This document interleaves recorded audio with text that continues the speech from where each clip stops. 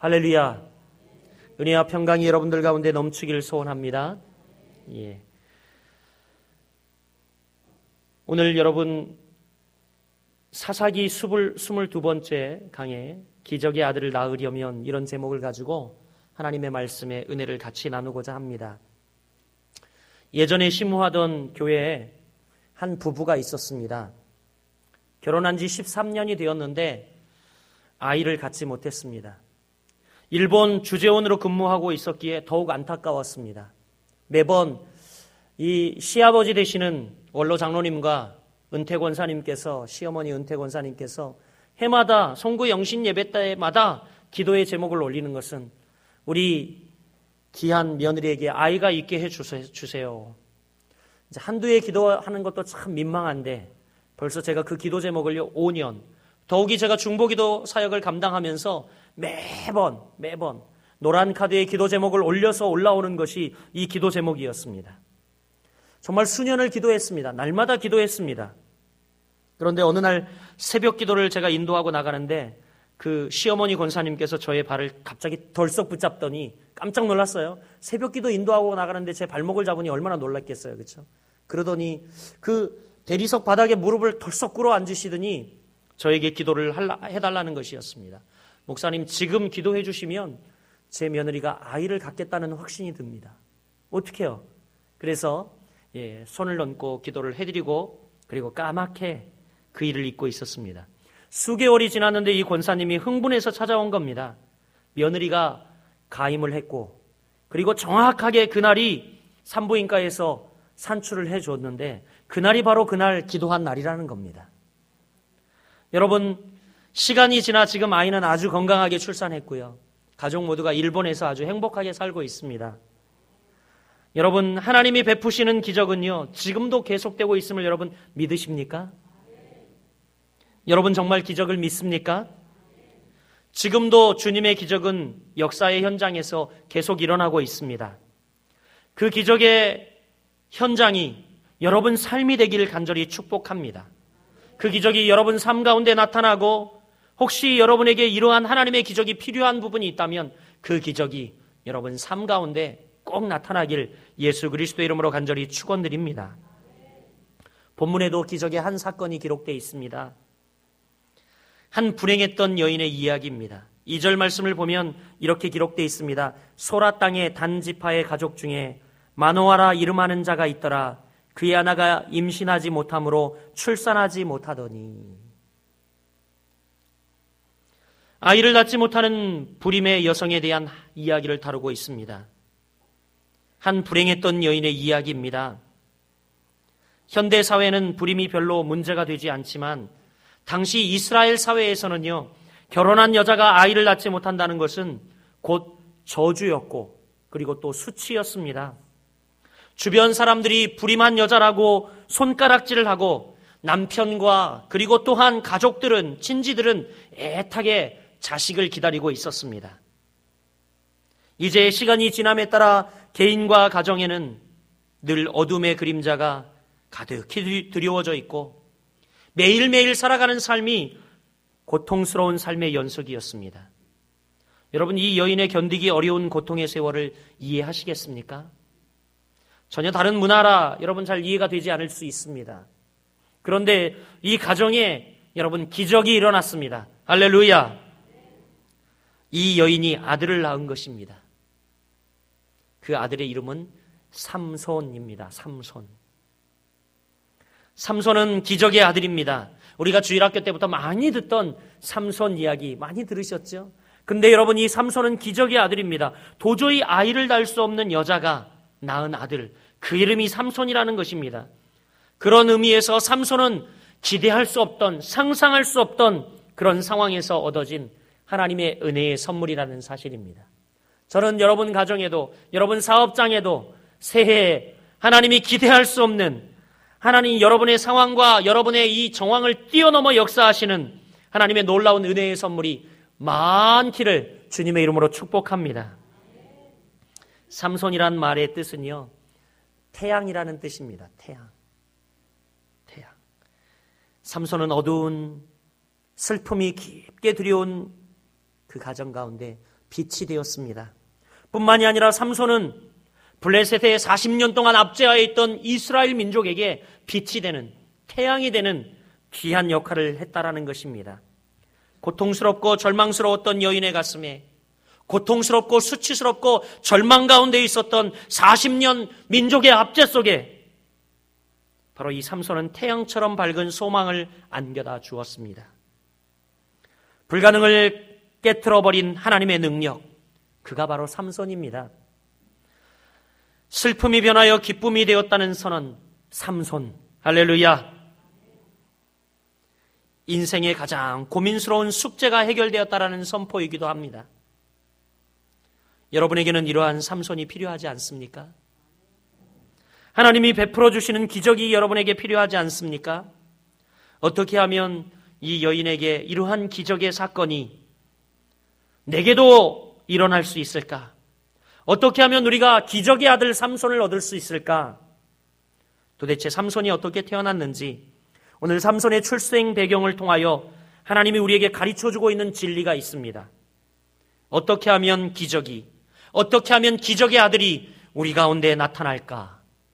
그 첫 번째 비결은 여러분 한번 따라해 보겠습니다. 하나님의 은혜를 사모하라. 여러분이 기적의 아들을 낳고 싶고, 그리고 여러분이 하나님의 기적을 체험하려면 먼저 하나님의 은혜를 간절히 사모해야 합니다. 삼손이 태어날 때 이스라엘의 형편은 어떠했습니까? 1절 말씀 여러분 한번 보십시오. 이스라엘 자손이 다시 여호와의 목전에 악을 행하였으므로 여호와께서 그들을 40년 동안 블레셋 사람의 손에 붙이시니라. 삼손이 태어날 때 이스라엘의 형편은 정말 형편없었습니다. 이스라엘은 악을 행하였고 하나님은 그들을 징계하였습니다. 그야말로 어두운 역사의 한순간이었습니다. 이스라엘의 악행이 한두 번이 아니었습니다. 사사 온니엘로부터 온니엘, 에훗, 삼갈, 드보라 계속 여러분 사사들이 바뀔 때마다 이스라엘 백성들은 깨닫는 것 같았으나 또 악행을, 또 하나님 곁을 떠나는 그런 여러분 안타까운 상황 속에 있었습니다. 그들을 구원하기 위해 세워진 사사가 한두 사람이 아니었습니다. 그래서 오늘 1절 말씀은 이스라엘 자손이 다시라고 하는 시간적 표현을 쓰고 있는 것입니다. 다시, 또 그랬다는 거예요. again, 또 다시. 그들을 구원하기 위해 세워진 사사가 한두 번이 아니었고, 이스라엘 역시 계속해서 하나님 앞에 반복되는 죄의 사이클을 가지고 계속 그런 상황 속에 있었다는 것입니다. 그런데 여러분, 그들은 여전히 악행을 버리지 못한 채 반복하고 있었습니다. 지금 이스라엘은 하나님의 징계 아래 놓여 있습니다. 블레셋의 압제 아래 고통을 받고 있습니다. 우리 민족도 여러분 1945년 해방되지 않았습니까? 그 이전까지 수십 년을 일본의 압제 아래 우리 어르신들이, 우리 조상들이 얼마나 많은 고생을 하고 있었습니까?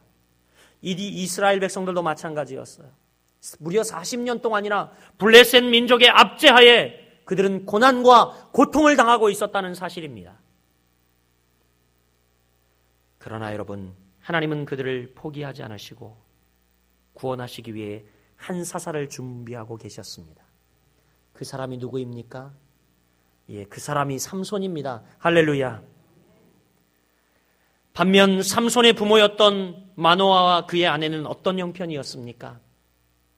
하나님이 정말 이스라엘의 구원을 위해 사사를 준비하고 있었는데, 사사를 준비하고 있는 가정은 마노아라고 하는 이 한 남성과 그의 아내를 통하여 준비하고 계셨는데, 그 가정의 형편은 어떠했어요? 우리가 읽어봤지만 2절 하반절에 보면 그 아내가 잉태하지 못함으로 생산치 못하였더라, 이렇게 이야기하고 있습니다. 또 뿐만이 아니라 잉태하지 못하는 불임의 여인일 뿐만 아니라 3절에 보면, 한번 여러분 3절 말씀 우리 같이 읽어볼까요? 시작. 여호와의 사자가 그 여인에게 나타나서 그에게 이르시되, 보라, 내가 본래 임신하지 못함으로 출산하지 못하였으나 이제 임신하여 아들을 낳으리니. 아멘. 3절에 보면 그는 본래 잉태하지 못하는 여인이었다라고 말하고 있어요. 선천적으로 소망이 없던 여인, 완전히 소망이 끊어진 여인, 마노아의 아내는 절망의 인생으로 태어난 사람이었습니다. 그런데 여러분, 그가 아들을 낳았습니다. 그 사람이 삼손입니다. 삼손은 우리에게 어떤 메시지를 주고 있습니까? 하나님은 절망 중에도 소망을 주신다는 메시지를 우리에게 주고 있어요. 그러므로 여러분, 우리는 어떤 상황 속에서도 절망하지 말고 소망을 갖는 여러분들 되시기를 주님의 이름으로 축복합니다. 하나님이 베푸시는 은혜를 소망하는 것, 이것이 하나님 자녀의 자세인 것입니다. 불가능을 가능케 하시는 하나님의 능력을 소망하라는 것입니다. 슬픔을 기쁨으로 바꾸시는 하나님을 소망하라는 것입니다. 옳습니다. 우리에게는 소망이 필요합니다. 절망의 세상은 여러분, 암흑밖에 없는 이 세상, 죄가 간영한 이 세상, 고통과 역경의 삶을 사는 우리에게 하나님의 은혜에 대한 사모함이 절실히 필요합니다. 저는 아침에 일어날 때마다 제 입술로 꼭 고백하는 말이 있습니다. 나의 힘이 되신 여호와여, 내가 주님을 사랑합니다. 나의 힘이 되신 여호와여, 내가 주님을 사랑합니다. 여러분, 이 고백에는요, 하나님, 전 무능합니다. 하나님, 저는 오늘도 하나님의 은혜가 아니면 한시도 살 수 없는 존재입니다.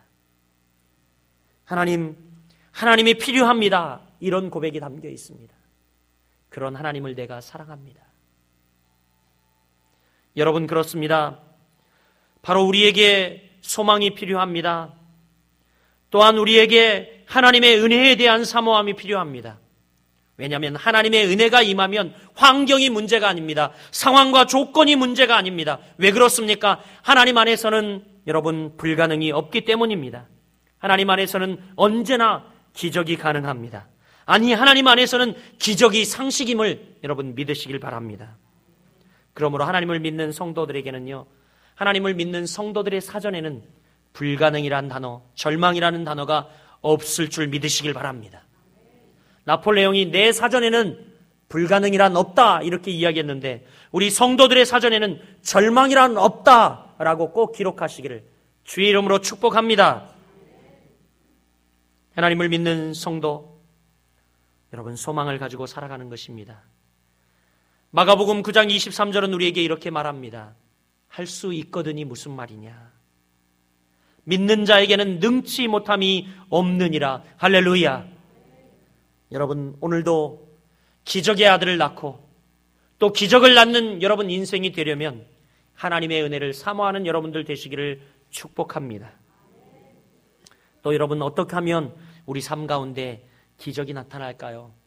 어떻게 하면 여러분 기적의 아들을 낳을 수 있을까요?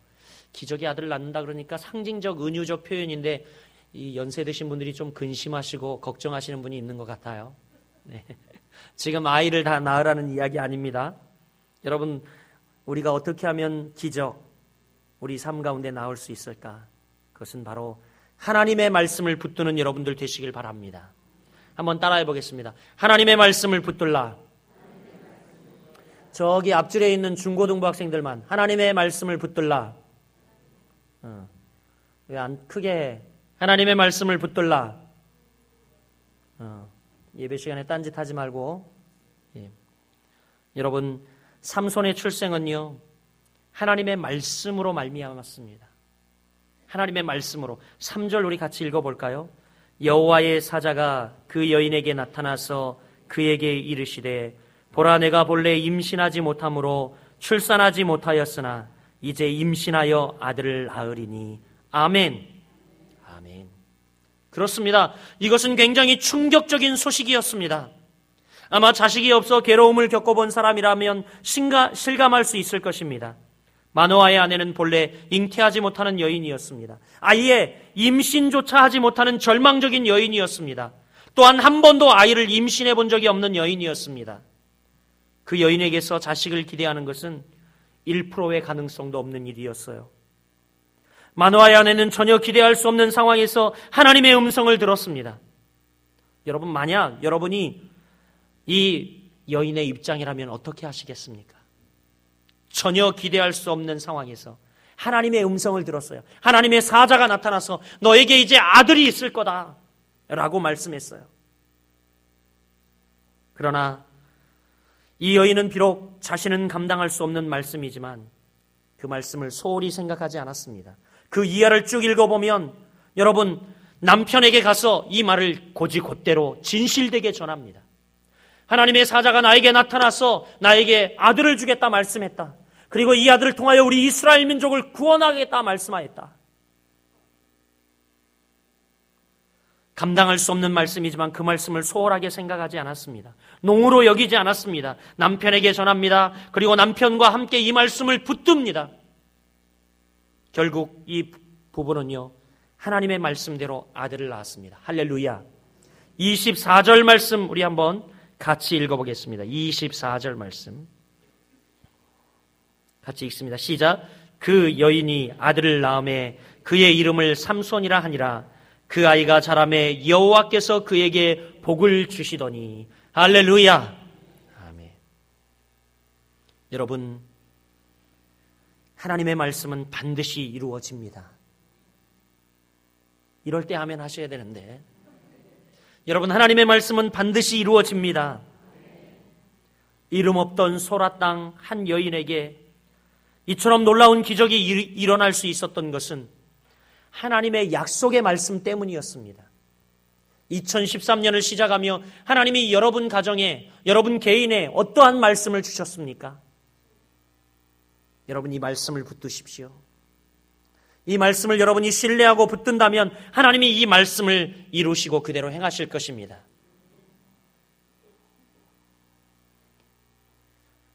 왜 말씀을 붙들지 않습니까?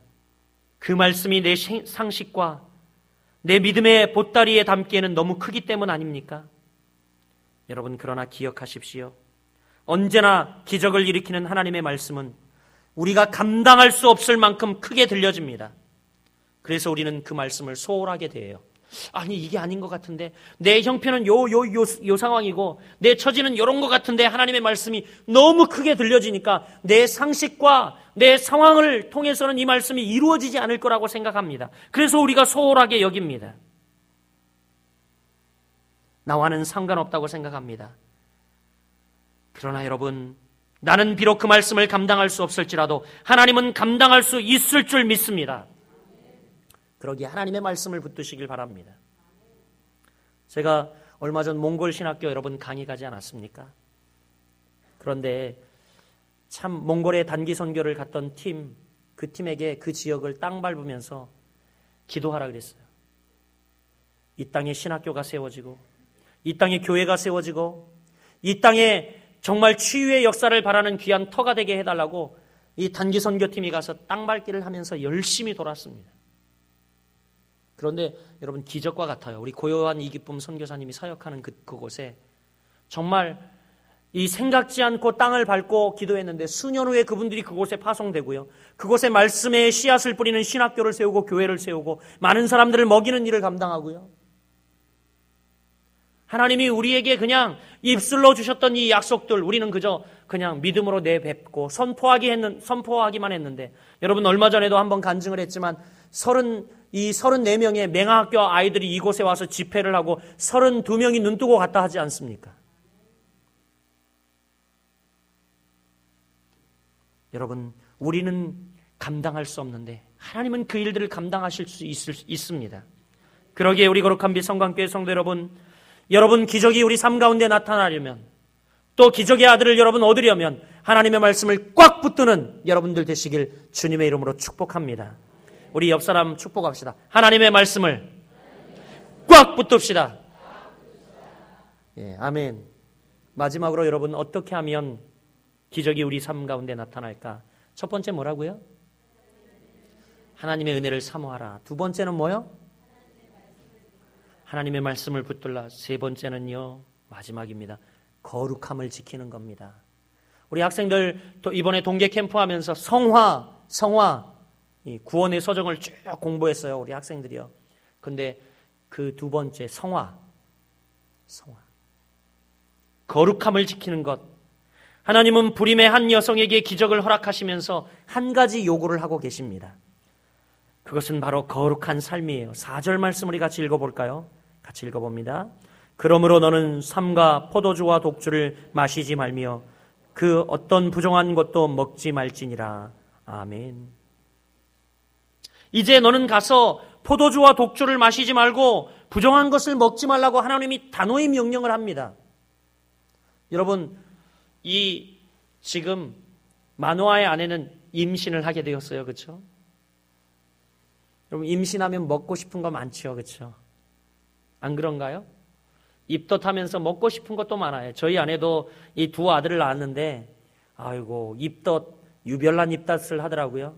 뭐냐면 속이 비면 입덧을 하는 거예요. 그래서 유치원 교사로 다녔는데 늘 가방에 먹을 것을 바리바리 싸갖고 다닙니다. 왜냐면 먹을 게 떨어지면 입덧을 하는 거예요. 그래서 유치원 아이들 막 공부를 가리키다가도 너무 입덧이 올라오면요, 칠판 뒤에 가서 먹을 것을 먹었다고 합니다. 아이들이 왜 선생님만 먹어요? 그러는데도 어떻게 해요? 예. 그런데 여러분, 지금 이 마노아의 아내에게 하나님께서 너는 포도주를 먹지 말라, 독주를 마시지 말라. 여러분, 이 포도는 뭡니까? 포도주는요, 이스라엘 백성들이 물이 너무 희귀하고 귀하기 때문에, 포도 농사는 잘 되기 때문에 이제 포도가 많이 날 철에 음료로 저장하여 두는 것이 포도주입니다. 그런데 그것도 먹지 말고 부정한 건 먹지 말라고 합니다. 어떤 분은 입덧하니까 이 빨간 닭발만 생각난다 그러더라고요. 빨간 닭발. 그냥 매콤한 그 닭발만 밤마다 생각이 난대요. 그리고 어떤 분은요, 정말 또 임신하니까 족발만 생각이 난대요. 족발. 이 발이 좀 뭐 그런가, 땡기는 그런 게 있나 봐요. 그렇죠? 예. 족발만 생각난대요. 근데 여러분, 구약의 법에 의하면 이런 것들 다 먹을 수 있는 것들입니까? 먹을 수 없는 것들입니까? 그렇죠. 다 부정한 것들입니다. 다 부정한 것들이죠. 그런데 하나님께서 이것을 금하고 있습니다.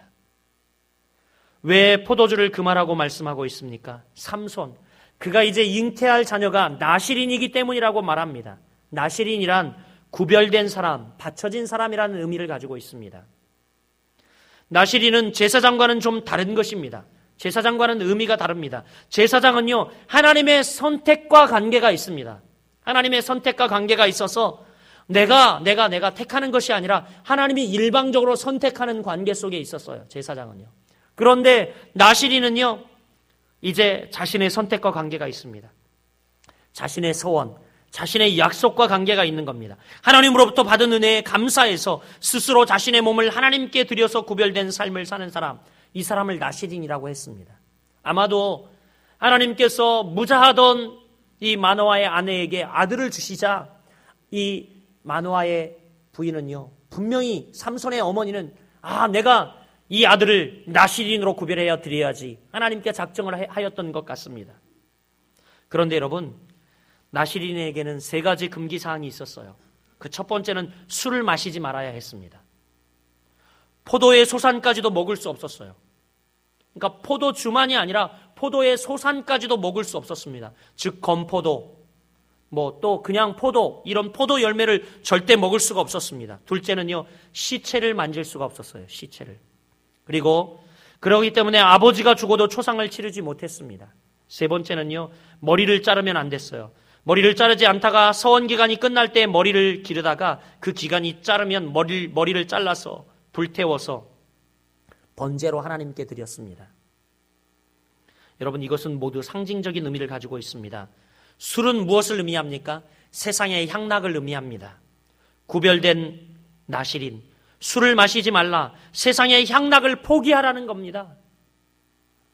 두 번째, 시체를 만지지 말라는 것은 죽음에 접근하지 말라는 의미죠. 죽음, 즉 사망은 뭐의 결과입니까? 죄의 결과입니다. 다시 말해서 이 시체를 가까이 하지 말라는 것은 죄에 접근하지 말라는 의미입니다.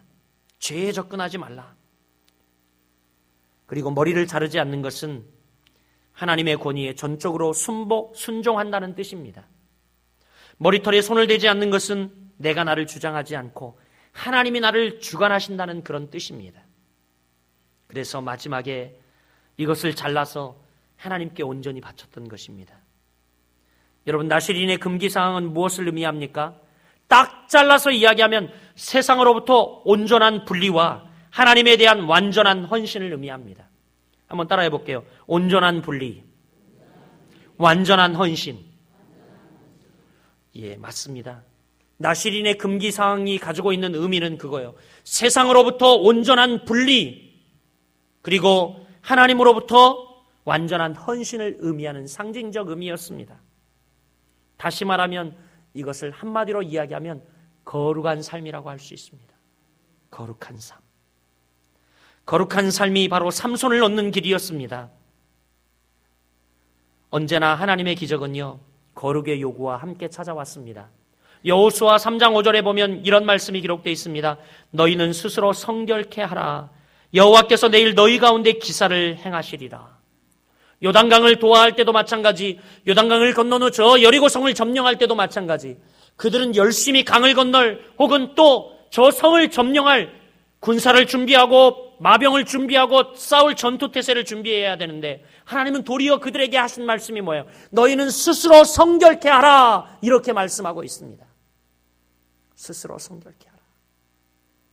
바로 거룩한 삶, 거룩한 삶. 여러분, 기적은 이 시대에도 여전히 가능합니다. 왜냐하면 하나님이 여전히 살아계시기 때문입니다. 그리고 살아계신 이 이스라엘의 하나님이 바로 우리의 하나님이 되시기 때문입니다. 그런데 여러분, 우리의 삶의 현장에서 왜 하나님의 기적이 사라졌습니까? 우리의 삶의 현장에 왜 기적이 사라진 듯해 보이는 이유가 무엇입니까? 그것은요, 우리가 거룩을 요구하시는 하나님의 요구를 거부하고 있기 때문입니다. 하나님은 지금도 우리가 하나님의 백성들이 이 땅을 살아가면서 계속 성화를 이루고 거룩한 삶을 살아가기를 갈망하고 있는데, 그것을 우리가 거부하고 있기 때문에 우리 삶 가운데 기적이 나타나고 있지 않는 겁니다. 이 시대 그리스도인들의 문제가 무엇입니까? 거룩한 삶의 추구가 없어졌어요. 세상에 이리저리 끌려다닙니다. 개인의 신앙생활이, 교회의 신앙생활이 너무 편리 위주로만 치닫고 있습니다. 거룩한 삶은 실종되고 점점 더 희박해지고, 거룩한 이 시대 백성들을 찾아보기 너무 힘든 상황 가운데 있습니다. 어제 우리 중고등부 애들이 김천대학교에서 수련을 했습니다. 찾아갔더니 세상에 약 600-700명 아이들이 모여 있는데, 뒤에 있는 아이들은 거마 다 어떻게 해요? 앞에서는 원베네딕트 선교사가 이 시대의 젊은이들이 깨어나야 한다고, 하나님의 은혜로 살아야 한다고 정말 목에서 피를 쏟는 듯이 외치고 있었는데, 다 뒤에 아이들은요, 다 자고 있어요. 하나님의 말씀을 거부하고 있고, 하나님의 말씀을 받아들이려 하지 않고, 이 시대의 그리스도인의 문제가 무엇입니까? 그것이 아이들의 문제입니까, 여러분? 자녀들의 문제입니까? 유명한 기독교 철학자 프란시스 셰퍼는 이런 이야기를 했습니다. 이 시대 그리스도인들의 비극은 행복은 추구하면서도 거룩은 추구하지 않는 데 있다. 이렇게 그는 정의하고 있어요. 이 시대 그리스도인들의 비극, 그것은 행복은 추구하는데, 복받기를 추구하고 하나님의 기적이 나타나길 추구하고 원하고 마음에 간절히 원하고 있지만 거룩은 추구하지 않고 있다라고 말씀하고 있습니다. 행복은 추구하면서도 거룩은 추구하지 않아요. 이 시대 왜 기적이 사라지고 하나님의 안에서는 기적이 상식이 되어야 하는데 이 기적이 실종되어 가고 있는 이유가 무엇입니까? 바로 우리가 거룩을 상실해 가고 있기 때문이라는 사실을 우리는 잘 알아야 합니다. 여러분, 선교지에 가면요, 이 놀라운 기적들이 지금도 퍽퍽 일어나고 있습니다. 그들은 공산 치하에서도, 그리고 경제적 압박 속에서도, 그리고 도저히 예수를 섬길 수 없는 그 상황에서도 그들은 계속해서 그리스도인다운 그리스도인이 되기 위해서 거룩을 추구하는 삶을 살아가고 있기 때문에 이러한 놀라운 일들이 많이 일어나고 있는 것을 볼 수 있습니다. 우리 거룩한 빛 성광교회 성도 여러분, 우리 교회의 이름만 거룩한 빛이 아니라 정말 여러분이 나아가 거룩한 빛 되시기를 주님의 이름으로 축복합니다. 말씀을 맺겠습니다. 여러분 삶 가운데 기적이 나타나길 원하십니까? 여러분이 기적의 아들 삼손을 떡 여러분 가슴품에 안길 원하십니까? 그렇다면 오늘 말씀에 순종하십시오. 하나님의 은혜를 사모하는 여러분들 되시길 바랍니다. 하나님의 말씀을 꽉 붙드는 여러분들 되시길 바랍니다. 이제 주님 오실 때까지 힘들고 어렵더라도 계속해서 주님이 원하시는 성화, 거룩을 추구하며 거룩한 길을 따라가는 우리 사랑하는 성도들 되시기를 예수 그리스도의 이름으로 간절히 축원드립니다.